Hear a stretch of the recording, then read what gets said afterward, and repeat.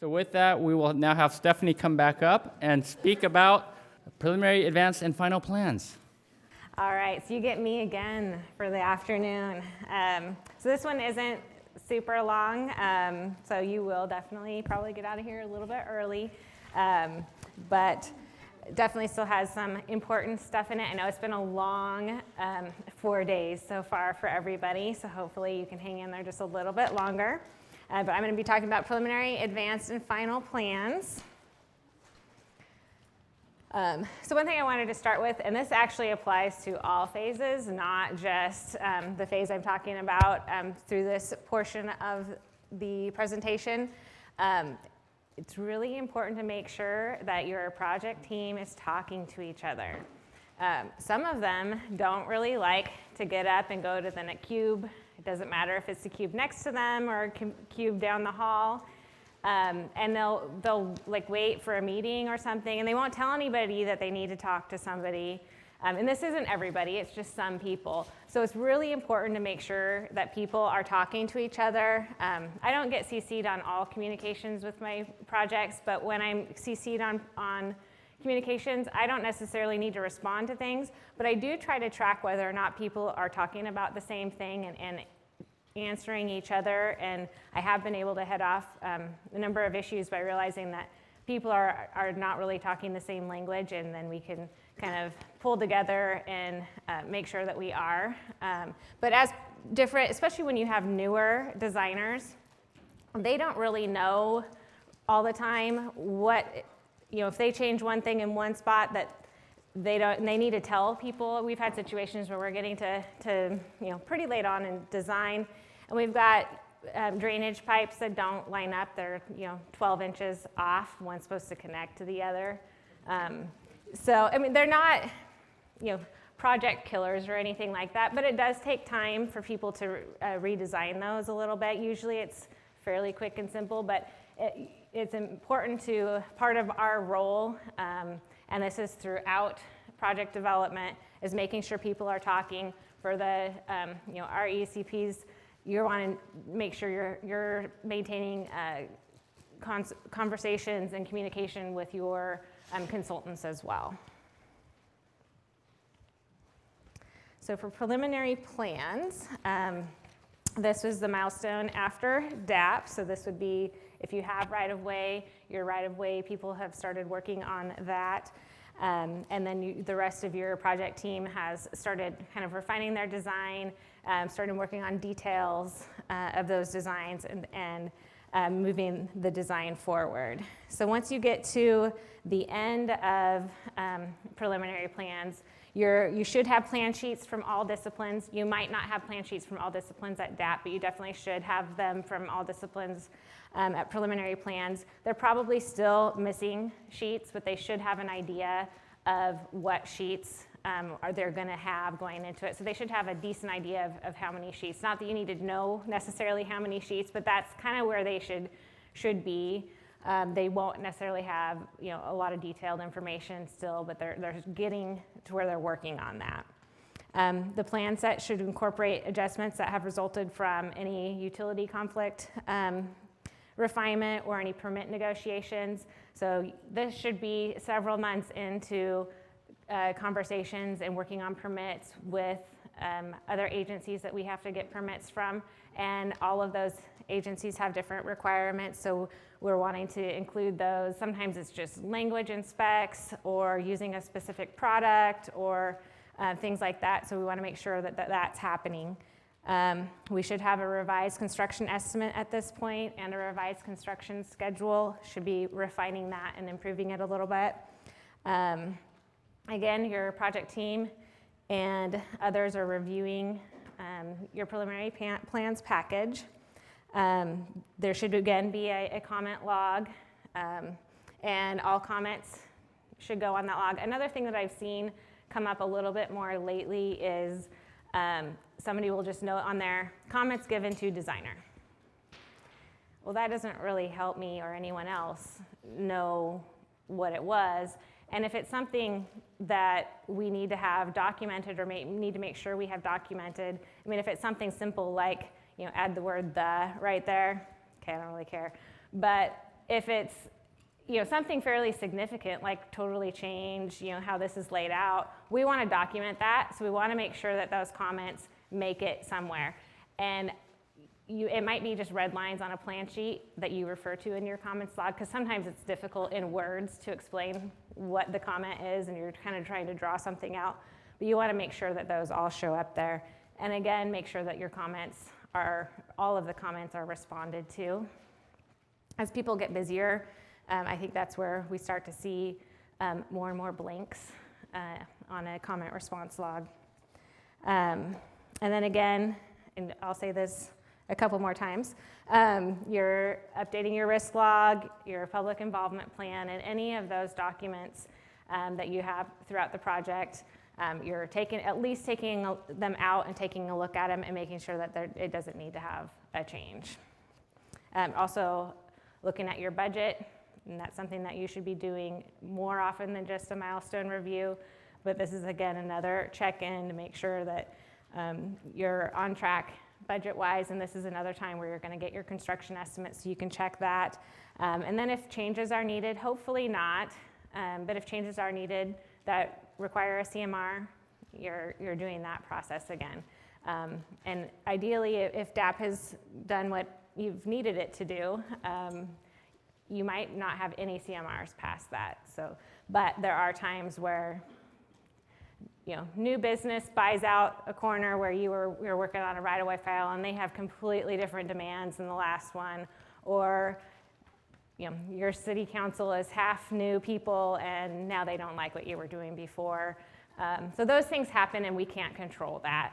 But in general, we want to, the ones that we can control, we hope that those don't happen past DAP. So then after preliminary plans, we're moving into advanced plans. So you should have, if there are utility relocation plans, you should have those, and those should be approved. There should be a technical QC completed by this point, a pretty in-depth one typically at advanced plans. You need to update your work zone decision tree. You need to complete a draft PS&E checklist, making sure you know that what you need, making sure people, because a lot of that's kind of just reminders, hey, make sure you're getting all these things on the PS&E checklist. They probably don't have them done yet. Your 3D design files are not going to be done yet, but just reminding people that they need to be working on all those things, checking to make sure you have your pavement design and your other reports. And there's long list. I'm sure most of you have seen the PS&E checklist, so there's a lot of things there that you want to make sure are already in process. You should at this point have your final geotechnical report if there is one. Obviously not all projects have one, but that should actually come in before, this comes in between preliminary and advanced plans. It should be enough time before advanced plans are due that anyone using those reports, your structure engineer or anybody else who needs to use that, has time to make adjustments if they need to. Hopefully they don't have to. Hopefully it matches the initial recommendations. But sometimes we find surprises, so you want to make sure that those are due far enough ahead to make adjustments. And then you should have your final hydraulics report at that point as well. Definitely all design exceptions and deviations approved with signatures at that point. That really is required at DAP. But if you had some exceptions, maybe it was one that you're just, sometimes getting signatures on things can take quite a while. You definitely want all of those by that point. You really should not be continuing forward if you don't have that at this point.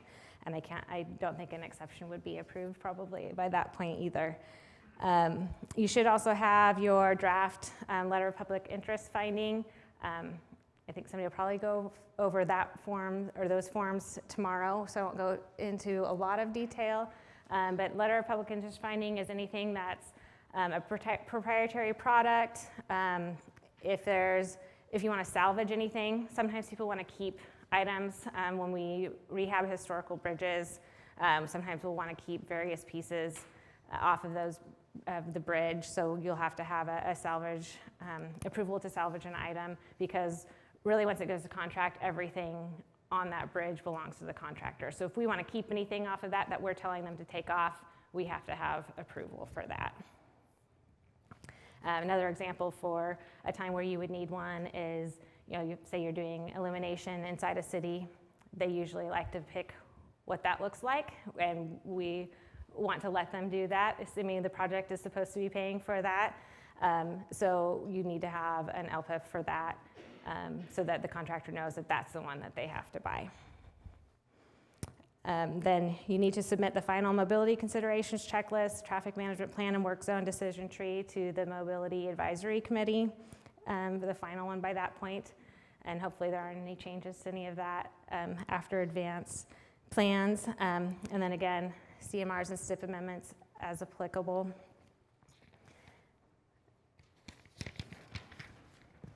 Another thing that's done at advanced plans is the insurance risk assessment. There's a link to that there also, and you can find this, or should be able to find this on the portal, I believe. It's kind of a long and complicated one, and a lot of times I know those of us who fill it out don't really know some of the answers. As we go through that, I use the hazmat report to answer a lot of these questions, and you might have to go to a lot of different people to find out exactly how to answer these questions appropriately.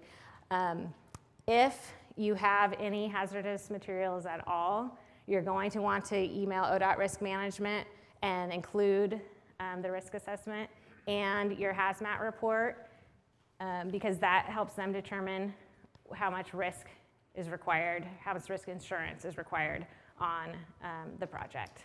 And then if you have questions, I think the new person used to be Twyla Kobos, and now is Zach Cartwright.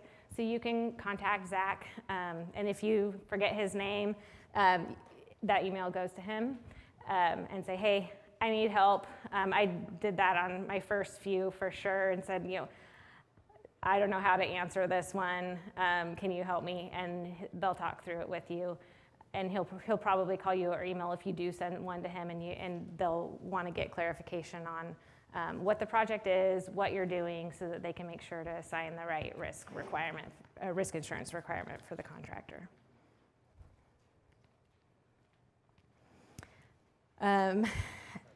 So at advanced plans, you should have a complete set of plan sheets from all disciplines. So ideally, this should be, they basically should feel like, okay, I'm done. I'm just going to have a final review of the work that I've done. This should be fairly complete. There should not be any major changes even to plan sheets or anything like that after advanced. That's not always the way it goes, but that's what the goal is. You should have all of your special provisions. As you go through as the project manager and review both the plan sheets and the special provisions, one of the main things that I'm looking for is everything I promised all these people, is that in here? We are usually the face of, talking to, your local jurisdictions, your other public entities that you might work with. Sometimes they have different requests. I know on one bridge project I had, they didn't want us to start until after Labor Day, but we bid in May. It didn't hurt the contract for us to wait, so we put that in there, and then I check and make sure that that date is in there so that the contractor knows they cannot start before Labor Day. Things like that. Traffic control, obviously we're always making commitments to motor carrier to the best of our knowledge during design. So we want to make sure that everything that we have told somebody we're going to do to the best of our ability, we've put something in the contract that kind of makes that happen. So that's a lot of those kinds of things, and that can be varied from project to project on what that looks like. But I know if my name's on it, I want to try and make sure that that happens, and this is the best way to make that happen. So you should also have a revised construction estimate. You should have your CE. Sometimes, especially on large projects where we know we're not going to go through $6 million in CE, we might go talk to construction and say, hey, what do you think you're really going to need for CE here? And then we can, especially if we're close on our budget, we might move that number down a little bit. I know we did that recently on, I think, a couple of projects. in Region 3 that were $30 million projects, we weren't going to use the automatic percentage of CE, so we lowered that down a little bit. And as those bid, that's come in with what we've estimated. So again, you're revising your probable construction schedule. Everybody's reviewing the package again. You have your comment log again. A lot of this is kind of repetitive as you go through, but you're kind of just checking in along the way. You should have your plans in hand meeting for advanced plans, and this should be led by the project manager. So that's, most of you in this room, you should be leading those meetings. You should be producing the agenda, you're starting the meeting, and you are facilitating the meeting. It helps to make sure that you are maintaining the flow of the meeting and making sure that things aren't getting off track and things like that. So you want to make sure that you're the one that is facilitating that. You want to make sure that project team is responding to all the comments that they're supposed to respond to. Sometimes, too, it's not just because the person didn't respond. Maybe somebody commented on the wrong spot, and it really, they commented under striping, and really it was more of a bridge item to respond to. You can just say, hey, there's a comment for you on line 72 or whatever, and make sure you respond to it. If you're doing any constructability reviews, this is a good time to do that. Hopefully, your technical resources have been consulting with construction along the way. Definitely within DAP, if you're not sure how you're going to build it, you should be talking to your construction office, especially if you can get the one that's going to inspect it, that's best. Sometimes we can't do that, so you just want to have somebody who's paying attention to that, and that's not so much you talking to them as usually the technical discipline, but you want to make sure that it's buildable. That doesn't mean the contractor is not going to come in with a different idea or a different way of doing it, but we have to make sure that we have a way that is buildable or constructible, so you want to make sure that those happen. And again, updating risk log and public involvement plan and anything else that comes along with that. And if you have any CMRs, this is starting to get pretty late to do a STIP amendment. But you don't want to be later than this for sure. I mean, advanced plans is kind of, hopefully your last one. If, oh no, this comes in much higher cost than we thought, you're kind of going back through that same, why did this happen? How did we end up here? What do we want to do? Do we add funding or not? But if any of those things then require a STIP amendment, you want to do that at advanced plans. If you wait too much longer than that, especially if your project is in an MPO, you might not have enough time, and you might have to delay your bid or delay your PS&E just to get your STIP amendment through. And then we get 2 final plans. So this should be a final set. This should incorporate anything that was a result of the advanced plans review that needed to be adjusted. You want to make sure that those are all in there. It should include all of your special provisions. And again, making sure that all the things that you committed to personally or ODOT committed to, make sure that those are in there and addressed in an appropriate manner, either in the plans or the special provisions. It's not uncommon for it to not be in advanced plans or not be in preliminary. So I make sure that it ends up in the final copy. This is kind of your last chance to make sure, if it hasn't been there so far, that it ends up there. And again, you're updating your construction estimate and construction schedule. You should have all of your signed LPIFs at this point. One I forgot to mention before is we have all of the programmatic agreements that we get LPIFs for. So that's your APHIS, your bird monitoring, your power hookups, things like that. You want to have those by this point, especially the programmatic ones. Those are pretty quick turnaround, but you want to make sure you have those at this point. You also want to make sure you have all your approved permits and clearances. Those are typically through environmental, but you want to make sure that you have all of those at this point. And again, just continuing to pull out your various logs and plans and making sure that they all still are applicable. You should be pretty close to done with at least a lot of your project development public input, but you might be starting to work on, okay, hey, this is really happening, it's coming soon, because we're getting pretty close to construction at this point. And again, if there are CMRs and STIP amendments, you want to get those in. Hopefully there's not. At this point, I can't say that it has never happened, but then it's a little bit of a panic mode to try and get all of those things in, because a lot of people touch those. So you want to try and not have our STIP coordinators mad at us too much by getting those in late. And then I think PSE is tomorrow. So that is all I had. So if there are any questions?